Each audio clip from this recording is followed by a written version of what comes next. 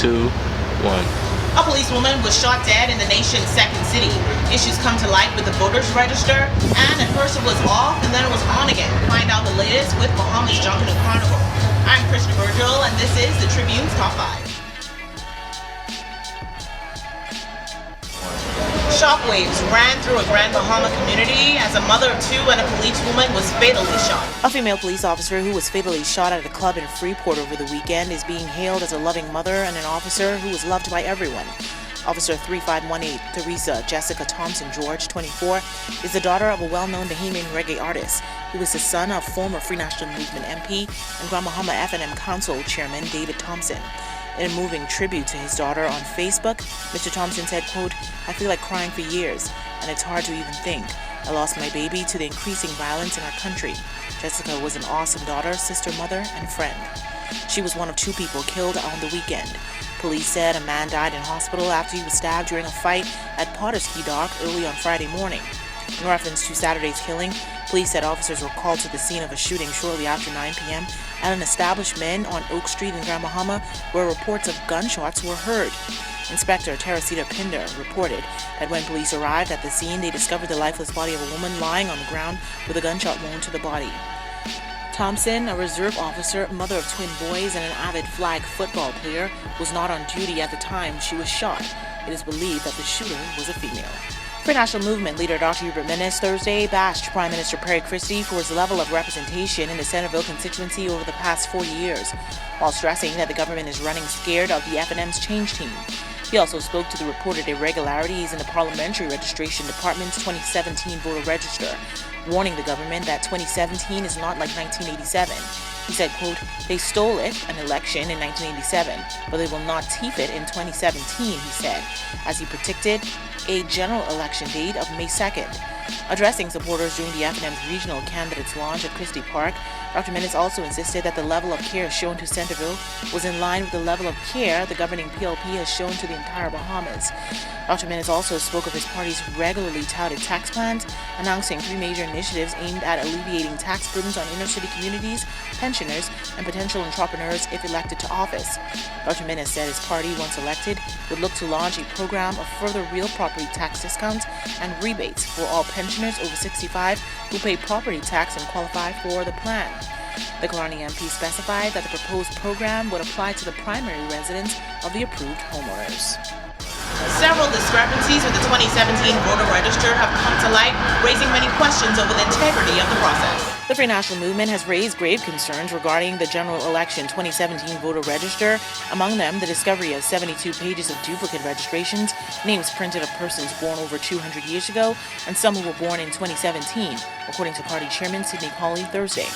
Describing this as negligence and ineptitude, Mr. Colley said there were other irregularities that have come to light, pointing to persons who were reportedly issued citizenship and voters cards on the same day.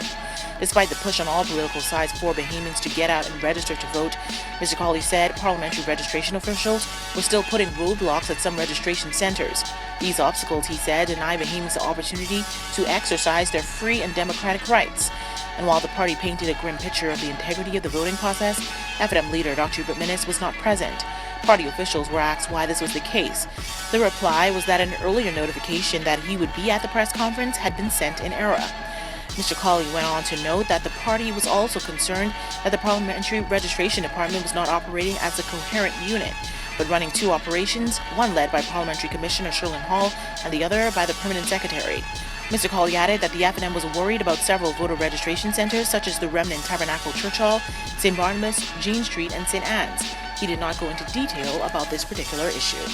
Parliament will be dissolved on Tuesday, April 11th, and election writs will be issued that day, Prime Minister Perry Christie revealed on Sunday. In keeping with this, Commissioner of Police Alison Greenslade, who is Provost Marshal, read 2 proclamations, one to prorogue the House of Assembly on Friday and another to advise of a return to Parliament on Monday, April 10th. In a statement earlier on Sunday, Mr. Christie implored those who have not yet registered to vote in the election to do so. He said to do this quickly because the current register will close on April 10th. 2 days after this statement, National Security Minister Dr. Bernard Nodge revealed a timeline for the election of the first or the second week in May. Before a ruckus crowd of party supporters at the TG Global Primary School on Tuesday night, Dr. Nodge, who also has responsibility for election and referenda, said he was certain that the party under Mr. Christie's leadership will return to the helm of government in the first half of May.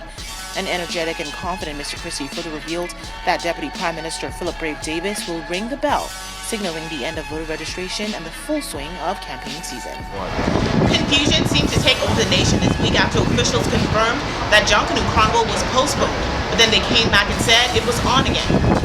After enraging festival stakeholders and participants with an impromptu date change, the Bahamas Junkanoo Carnival is back on for its original date of May 4th to 6th in Nassau, with an April kickoff in Grand Bahama after an intervention by Minister of Tourism Obi Wilshcombe.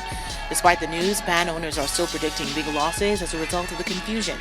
After 2 days of widespread backlash over a last-minute delay to the controversial festival and the cancellation of the Grand Bahama events, Mr. Wilshcombe Wednesday announced that the original dates were reinstated along with the Grand Bahama component. However, Bahamas Carnival Band Owners Association President Dario Torelli told the Tribune the event's brand reputability and the 2017 festival have been dealt a major blow. He said bands have indicated that nearly 3,000 participants or revelers were expected to take part in the festival. In a statement, it was explained that Mr. Wilshcombe's intervention was made after consultation with Prime Minister Perry Christie and took into consideration the overwhelming cries of disadvantaged stakeholders and guests.